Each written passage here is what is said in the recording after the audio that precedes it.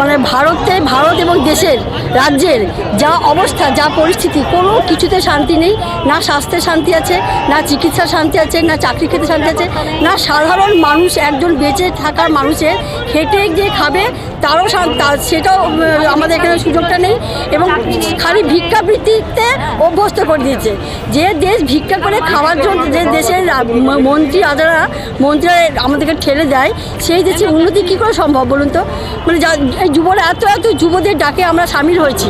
আজকে যুবরা এখানে সমাবেশটা করছে, প্রথম থেকেই সমাবেশটা করতে না দেওয়ার জন্য ওরা একদম ব্যস্ত হয়েছিল।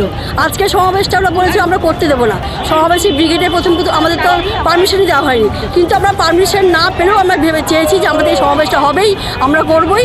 আজকে এই যুবদের যে চাহিদা, আমার রাজ্যের যুবদের যে চাহিদা, তারা খেটে খাবে, শক্ত হাতে, তাদের দুটো শক্ত হাত আছে খেটে খাওয়ার জন্য। তারা তাদের পেটে বিদ্যে আছে, মাথায় বিদ্যে আছে, সেই বিদ্যে নিয়ে তারা চাকরি করে নিজেদের সংসার চালাতে চায়। নিজেরা ঐতিহাসিক ব্রিগেড হবে এবারে হচ্ছে আমাদের ঐতিহাসিক ব্রিগেড সৃষ্টি করবে। সারা পৃথিবী দেখবে, শুধু আমার দেশ নয়, সারা পৃথিবী দেখবে যে আজকে সমাজতন্ত্রের জন্য কীভাবে লড়াই করছে যুবরা, আজকে শিক্ষার জন্য কীভাবে যুবরা লড়াই করছে।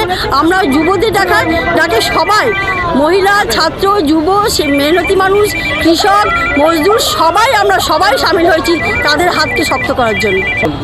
সেটা বলার লজ্জার বিষয়, সেটাকে আমরা বলতে লজ্জা পাচ্ছি। আমিও একজন শিক্ষিকা। আজকে যারা নিজেরা যোগ্যতা নিয়ে পাশ করে যারা বসে আছে রাস্তাতে, এর থেকে লজ্জার বিষয় আর কিছু আছে? আজকে আমরা প্রত্যেকটা বাড়ির ছেলেমেয়েরা যে বড় হবে, পড়াশোনা শিখে যে চাকরি পাবে বা কিছু, তা একটা আশা নিয়ে যে মা বাবারা পড়াবে, সেই জায়গাটা ওরা রাখতে পারছে না। শুধুমাত্র পয়সা নিয়ে, দুর্নীতি নিয়ে তোমরা করো, দুর্নীতিটাকে ওরা নীতি করে নিয়ে। ভোটের অক্সিজেন তো আমরা মনে করছি, এবং আমরা যত সাধ্য জান প্রাণ দিয়ে আমরা লড়াই করব। যেভাবেই হোক এই দুর্নীতিগ্রস্ত দুটো দেশকে, রাজ্য এবং দেশকে যেভাবেই হোক আমরা উপরে ফেলার চেষ্টা করব। আমাদের উপরে ফেলতেই হবে। আপনার নাম?